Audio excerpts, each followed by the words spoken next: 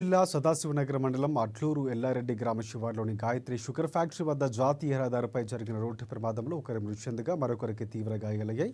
వేల్పూరు మండలం కుకునూరు గ్రామానికి చెందినటువంటి గంగాధర్ అతని కూతురు హైదరాబాద్లోని విమానాశ్రయం నుంచి వేల్పూరు మండలంకు వెళుతూ ఉండగా ఈ ఘటన చోటు చేసుకుంది. వాళ్ళు ప్రయాణిస్తున్న కారు లారీకి బస్సుకు మధ్య ఇరుక్కోవడంతో ప్రమాదం జరిగినట్లు పోలీసులు భావిస్తున్నారు.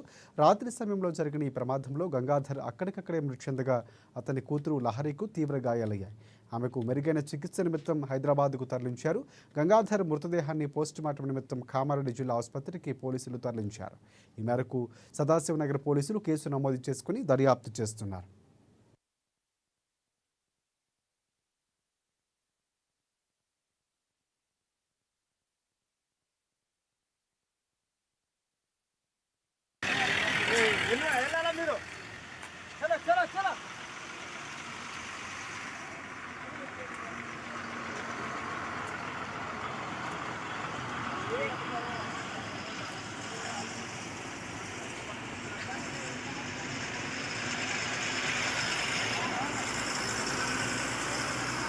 అది ఇట్లా